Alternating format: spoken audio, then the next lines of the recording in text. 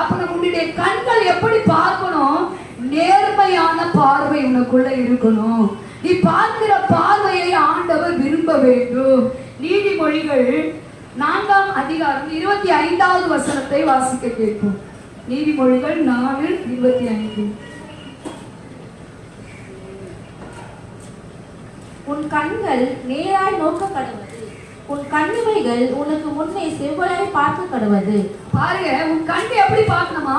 ஒரு யுத்தத்துக்கு போகக்கூடிய குதிரை அது கண்ணு இப்படி இப்படி திரும்புமா? திரும்பாது. அதனுடைய கண் பார்வை நேர்மையான, அது எந்த நோக்கத்திற்காக உருவாக்கப்படுகிறதோ, அந்த எந்த போர்க்களத்திற்கு அதை ஆயத்தப்படுத்தி வைத்திருக்கிறார்களோ, அந்த நாள் வருகிற வரையிலும் அது காத்திருந்து தன்னை தயார்படுத்திக் கொள்ளுமா, தன்னுடைய கண்களை பழக்குவித்துக் கொள்ளுமா.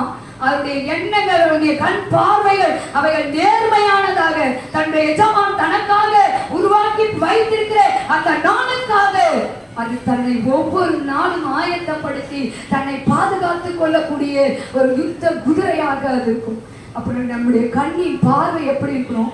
நேர்மையானவைகளா இருக்கணும். யாரையும் ஏளனமை நினைக்க கூடாது, யாரையும் குறைவாக நினைக்க கூடாது. அப்படிப்பட்ட பார்வைகளை தேவன் அருவருக்கிறார். ஒரு சில பெருமையான பார்வைகள், வேற்றுமையான எண்ணங்கள், இவைகள் எல்லாவற்றையும் ஆண்டவர் என்ன செய்யறாரு? அருவருக்கிறார்.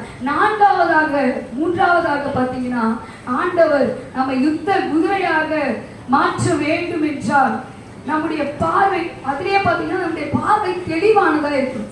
ஒரு சிலருடைய பார்வை கன்ஃபியூஷன், எப்பவுமே எதை பார்த்தாலும் குழப்பமா இருக்கும். என்ன பண்றதுன்னே தெரியல, என்ன செய்யறதுன்னே தெரியல, ஒரு தெளிவான ஒரு முடிவே எடுக்க முடியாது. அந்த மாதிரியான ஒரு தெளிவே இல்லாத ஒரு பார்வை. இப்படிப்பட்ட பார்வை இருந்தா நம்ம யுத்த களத்துல நிக்க முடியுமா? முடியாது.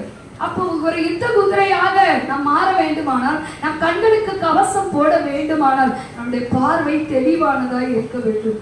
தீமைக்கு விலக்கி பாதுகாக்க வேண்டியதுன்னா, நான் பைபிள் வசனத்தை மட்டும் நான் சொல்றேன், நீங்க நோட் பண்ணீங்க, ஏன்னா டைம் அதிகமாகும். மத்தேயு 6ஆம் அதிகாரம் 22ஆம் வசனத்துல தெளிவான பார்வை நமக்கு இருக்கணும். பார்வை குழம்பி போன பார்வை. அவங்க கண்கள் எல்லாம் பாருங்க, அந்த கண்ணிலேயே தெரிஞ்சிடும் அவங்க குழம்பி இருக்கிறோம். நீங்க ஏதோ குழம்பி இருக்கிற மாதிரி தெரிஞ்சுருங்க, ஒரு கண்ணை பார்த்தா தெரிஞ்சு கண்டுபிடிச்சிடும்.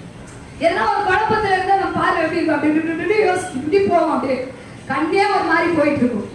எந்த ஒரு முடிவையும் தெளிவா நம்மளால எடுக்கவே முடியாது, இல்ல குழம்பி போயிருக்கும். அப்ப குழப்பமான தெளிவான பார்வை நமக்கு இருக்கணும். தீமையான பார்வை தீமையான காரியங்களுக்கு விலக்கி பாதுகாக்கும். ஒரு சிலர் தப்பு பண்ணாங்கன்னா கண்ணுல இருக்கிற பார்வையை வச்சு கண்டுபிடிச்சிருங்க.